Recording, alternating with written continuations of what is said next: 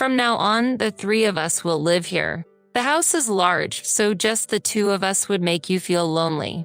It's pitiful to leave my sister in a small apartment, and now is the perfect time for her to move. I hope you can support her job search." The moment the move was completed, my husband, acting all high and mighty, brought his younger sister Julia home. Just recently, my beloved grandfather passed away. Preparing for the funeral and sorting out his belongings, and above all, the sudden farewell to a loved one, had drained me both physically and emotionally. Since I inherited my grandfather's house as an heirloom, we decided to move there at my husband's suggestion. Finally, when the moving of belongings was completed, my husband brought Julia without consulting me. Such unreasonable behavior from my husband quickly cooled my feelings of love for him. My name is Lucy.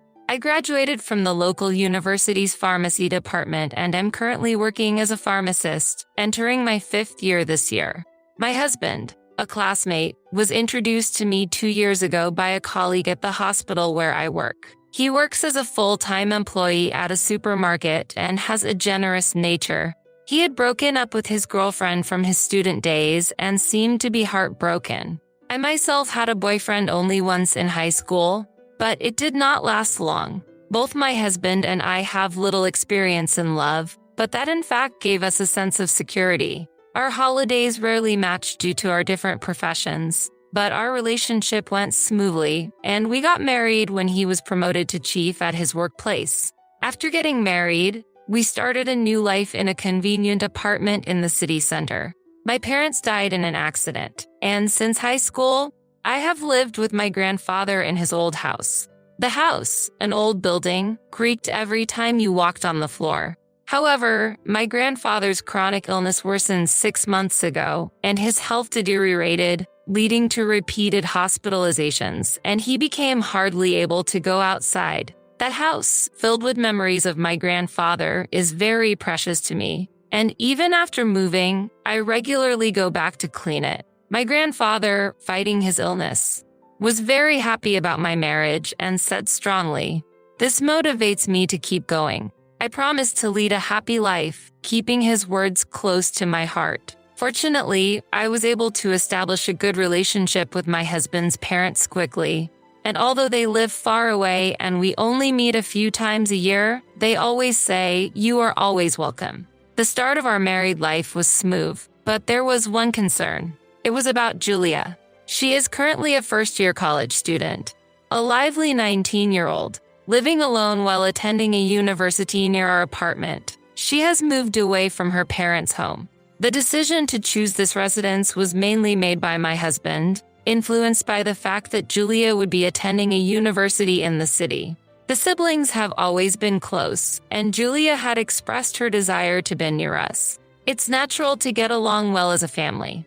However, I immediately regretted not having more discussions with my husband, who had decided based solely on his sister's wishes. 3 days after moving, while I was trying to tidy up the remaining boxes on the weekend, my husband brought Julia over unexpectedly, catching me off guard. With no prior notice and me in casual clothes and no makeup, I couldn't just send her back, so I hurriedly made space and asked her to sit in the living room.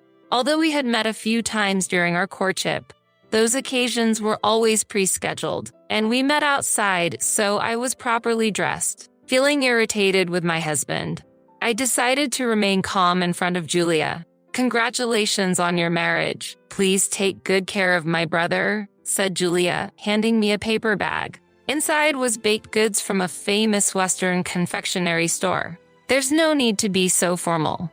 It would cost me a lot to return the favor," my husband said with an easy laugh, but I couldn't hide my agitation inside. Julia, with her lavish spending habits, owns expensive clothes and accessories that seem too mature for a student. I once asked my husband discreetly if she might be doing something improper, but whenever it comes to Julia, he changes his expression and says, "She wouldn't do such a thing, but I'll offer to help financially if she's in trouble."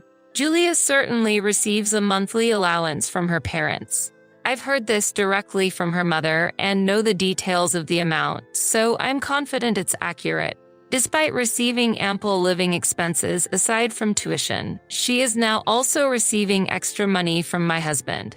When I point out this excessive indulgence, my husband opposes it, and intense arguments arise between us. While I can understand his concern for Julia, I find it hard to accept him frequently buying her expensive bags and accessories or cooking for her at her apartment. Other than that, he is a kind husband who takes the initiative in household chores, and I have no other complaints about him.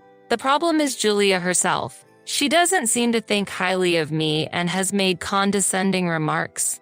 Having grown up in an environment where her parents and brother always catered to her, she probably sees me as an obstacle. I never thought someone like Lucy would become my brother's wife. He used to date only women who looked like models. Lucy seems rather plain by comparison. There's a difference between someone you love and someone you marry. I hope he doesn't cheat on you. Lucy, you have a good income as a pharmacist, right? Why don't you dress more fashionably? Weren't you introverted and focused only on your studies during your student days? These sarcastic comments were directed at me by Julia when my husband was not around. She is only 19 and still very immature, and dealing with her seriously is exhausting. I thought about complaining to my husband during her more persistent moments. But given his indulgent attitude toward her, the complications that would arise are not hard to imagine. Since the sarcasm remained verbal, I did not tell anyone about it. Knowing we would have a long-term relationship, I decided it might be counterproductive to rush into getting along, so I chose to build the relationship slowly. Julia, who had just recently arrived, visited again without notice. At that time, my husband had not yet returned home, and I was preparing for my afternoon work. The cafe was too crowded, so I came to have lunch here. I brought some friends too. Is that okay? Though her actions were unprecedented and it was difficult to keep my anger in check, Julia's friends were behind her, so I managed to send them away with a calm demeanor. I didn't ask for details, but later that evening while at work, my husband called me several times. Are you out of your mind sending hungry young people away from our home? If you were busy, you should have at least given them some money. My sister says you embarrassed her in front of her friends. It's unclear if this incident was the trigger, but I started to feel a shift in my husband's attitude afterward. We had agreed to share household chores since we both work, but he gradually began to neglect them, increasing my burden. I used to think he was mild-mannered, but it became clear that he was actually careless and fickle, often losing interest quickly in new hobbies and leaving items he had purchased for them unused. Not only in his personal room, but also on the dining table and in the car, his hobby items were scattered everywhere. I finally pointed it out, but he ignored me and took no action. I felt that his interest in me might be waning because of my nagging. Even with such disorderly behavior, Julia was the exception for my husband. The unannounced visits continue, and Julia's selfish behavior, where she eats our food and brazenly makes me suffer, doesn't stop. Initially, she secretly tormented me when my husband was not around. But lately, she has taken advantage of his indulgence and started being openly sarcastic. Julia frequently complains about the meals I prepare. This seasoning is too strong, isn't it? Are you really a pharmacist? Are you intentionally serving harmful things to make us buy your medications? You should be careful, brother. She makes malicious jokes about my profession, and my husband joins in with laughter. Furthermore, she regularly wheedles considerable amounts of money from him. I could understand if she needed money for living expenses or university textbooks, but it's clearly for her convenience when she buys birthday presents for her friends. And then she takes my husband shopping at high-end brands and lets him spend a lot of money. When I point this out, I'm countered with, I have the right to spend my own money however I like, and we can have a proper dialogue. Unbeknownst to my husband, Julia smirks behind my back, getting everything she wants while I get nothing. When I point something out, Julia quickly shows tears and dramatically seeks my husband's rescue. It's unfortunate that he is deceived by her excessive acting. I was too late to realize that my husband was overprotective. His unquestioning belief in Julia's stories and his blaming of me are laughable and enough to cool my affection for him. However, Julia will soon be a third-year university student, busy with job hunting and writing her thesis, and I won't see her as often, so I decided to be patient a little longer. I hope her challenging personality will soften after she graduates and quickly gets married. Yet, it wasn't my husband or Julia who fundamentally shook my life, but the death of my beloved grandfather. With no grandmother or parents, I inherited my grandfather's estate. While I was considering what to do with the remaining house and thought about demolishing it to preserve beautiful memories, my husband stopped me and suggested that we live together in this fine house. It was surprising that my husband, who had little contact with my grandfather during his long hospital stays, proposed maintaining this house, and at that time, I was genuinely happy. Though my grandfather is no longer here, I was able to return to this house. The excitement I had for the first time after we got married cooled down just a few months after moving. When we inspected the house before moving, we found that some minor repairs were needed, mainly in the water areas. My grandfather, who built this house when he was young, cherished it greatly, and the contractors also praised its good condition each time they visited. Although the creaking of the floors was a bit bothersome, we considered remodeling in the future when our family might grow. I gradually cleaned the rooms between work and also sorted through my grandfather's belongings. While packing up and contacting the moving company, my husband disappeared without any prior notice, and I thought he might have gone to a nearby convenience store. When it was time to leave and he hadn't returned, I called him in a panic, only to be told curtly, "Go ahead without me." Not knowing what was happening but unable to keep the movers waiting, I headed to my grandfather's house alone. I reunited with my husband only after all the belongings had been moved into the house and all the procedures with the contractors were completed. Seeing Julia standing right next to him gave me a bad feeling. That feeling became reality when my husband made an unbelievable statement. "From now on, the three of us will live here. The house is large, and just the two of us would make you feel lonely. It's pitiful to leave Julia in a small apartment, and now is the perfect time for her to move. I hope you can support her job hunting." "What? Why did you decide such an important matter on your own?" "This is my grandfather's house, so you should have discussed it with me first. It would be the same even if we had talked. The house will be livelier, and Julia can focus on her studies and job hunting. Isn't that fine?" "It's a problem. We'll discuss the specifics later, but for now, can you please leave for today? I'm exhausted from handling the funeral and moving preparations alone for months, and just moving into this house after my grandfather's death doesn't make it the right time." But my husband shouted regardless, "How can you say such a thing? If you find living together so painful, you should be the one to leave. I was just making a suggestion with good intentions, and I didn't expect to be rebutted so arrogantly. I'd be relieved if you were gone. I will not tolerate anyone who disregards family."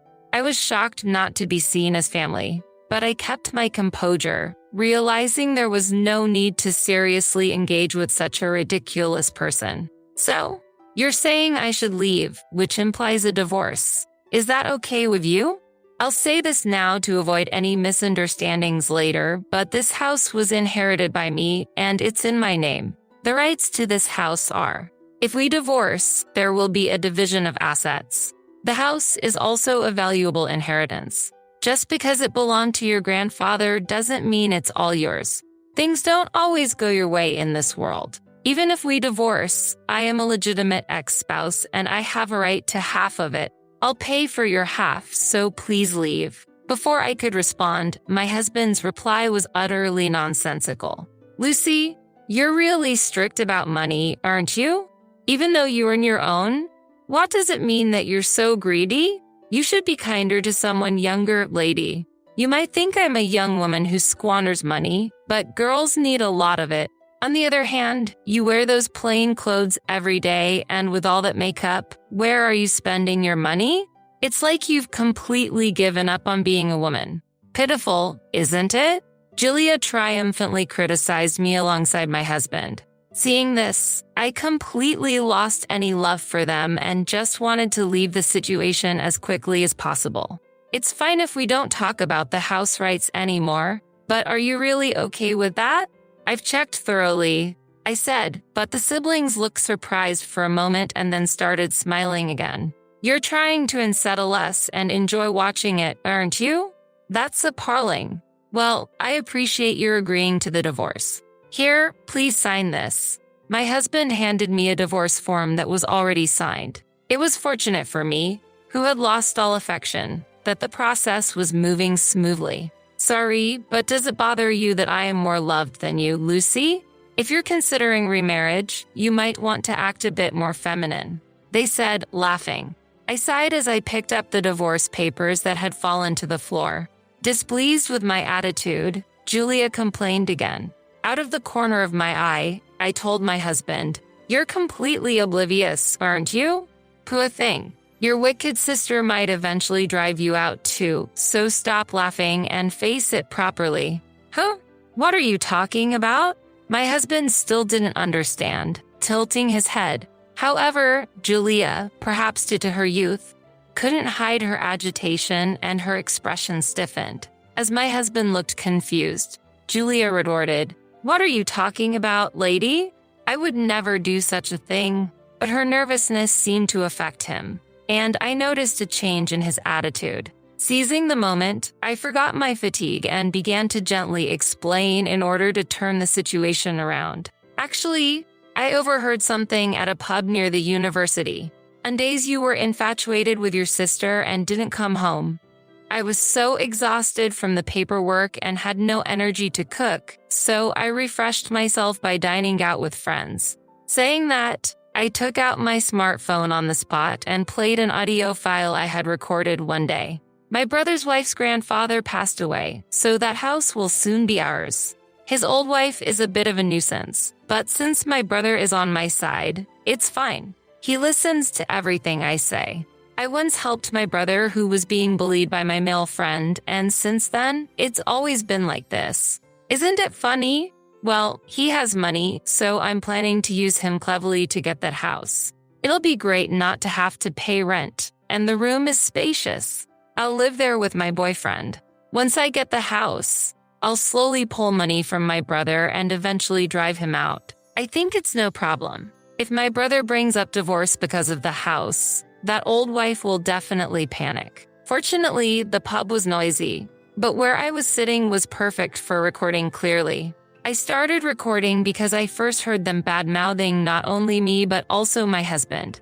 But as she and her boyfriend got more drunk, their terrible plan became apparent. I decided not to tell my husband about this information right away but to watch his reaction first. However, sadly, my husband, persuaded by his sister, readily brought up divorce, which I accepted. When I returned from the restroom, I confirmed that the main speaker had been Julia. As my husband looked at Julia, his face turned pale with fear and his voice trembled. Julia looked down for a while but suddenly looked up and retorted fiercely, blushing. "This is a fabrication. There's no way we'd coincidentally be in the same restaurant. You don't even know my boyfriend, and it's creepy how you're making conclusions just from seeing him a little. Even if it was really me, wiretapping is a problem. Play detective on your own and don't involve others."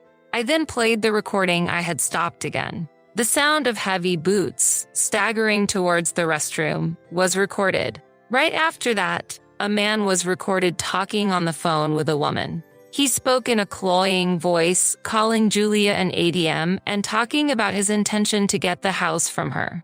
The man boasted that he could get any gift from Julia if he begged, and he said he was also getting money from her because he wasn't working. It was revealed that Julia had previously given the luxury brands she received from her brother to her new boyfriend, and she was also paying him with the money she earned from her part-time job. When I first heard this, I sympathized with Julia being played, but now the situation had completely changed. She was advancing a dishonest plan behind the scenes, and my grandfather's house was nearly caught up in that scheme.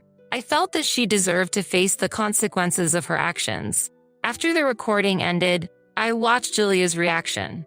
Her face already showed signs of confusion and shock, sinking into a state of complete bewilderment. From this scene, my husband must have undoubtedly realized that Julia was the woman talking to the man and was forced to accept the truth. That is all the truth I needed to share, and there is nothing more to say. As I was about to leave, my husband suddenly grabbed my hand, his eyes burning with fervor. "Wait a minute, Lucy, you know it too, right? I was just deceived. Let's reconsider the divorce. As promised, let's be happy together." However, I calmly responded, "No, there is no need to retract. I also desire divorce. Besides, isn't your dear sister crying? You should take care of her." Leaving those words behind, I briefly flashed my husband a refreshing smile, took my essential belongings, and left the scene immediately. I promptly submitted the divorce papers, and the divorce was successfully finalized. I was looking forward to enjoying single life, but the actual situation was more complex than anticipated, and things were not simple. My ex-husband continued to squat in my grandfather's house, showing no intention of moving. To avoid direct interactions as much as possible, I involved a lawyer. The lawyer repeatedly explained that the inheritance is not subject to property division, but my ex-husband exploded in anger at the law itself, shouting, "What about my rights then? How can a husband have no rights?" And the discussion made no progress. To resolve this issue, I frequently contacted and consulted with my in-laws. They responded swiftly, scolding both my ex-husband and his sister harshly at my grandfather's house and the sister's apartment, making the malicious siblings tremble. My father-in-law is very intimidating when angry, and later, my mother-in-law relayed this story to me with laughter. This explained why my ex-husband stopped visiting his parents' home. Even after the divorce was finalized, my in-laws deeply apologized to me, but I clearly explained that I was not contacting them to seek apologies.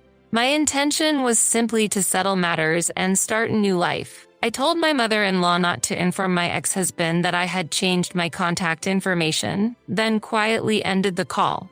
I believe my ex-husband's persistent pursuit of the inheritance is probably due to a lack of savings. Despite my suggestion to open a new bank account for joint savings at the beginning of our marriage, he stubbornly refused. The reason was that he was spending substantial amounts on student loans, mobile phone bills, hobbies, and financial support for his sister, and he claimed he could not afford to save.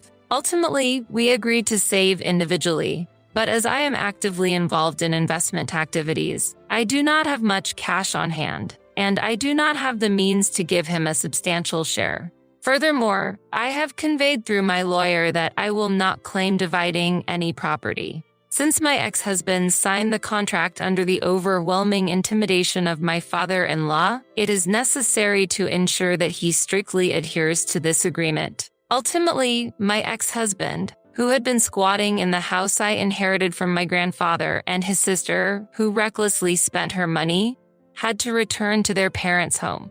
My unemployed ex-husband and his sister, who dropped out of college, have taken low-level jobs at a company run by relatives, enduring days of intense physical labor. Under strict supervision, they are being retrained both mentally and physically, laboring in tears each day. During this time, my mother-in-law sent a photo showing how the long hours of work have changed my ex-husband's physique, turning his bare belly into a toned one, but this sparked no emotion in my heart. As for my sister-in-law, she initially tried to use her youth and attractiveness to get close to her boss. But since the president is a relative, her plans utterly failed. Now, having removed all her glamorous nails, she is engaged in agricultural work, experiencing fulfilling labor. Meanwhile, I spend tranquil days in my grandfather's nature-filled house, mourning his death but able to immerse myself in memories by looking through the albums I've organized. In this warm and peaceful home, I plan to host small parties for close friends in the future. This is my small joy and the step towards my new daily life.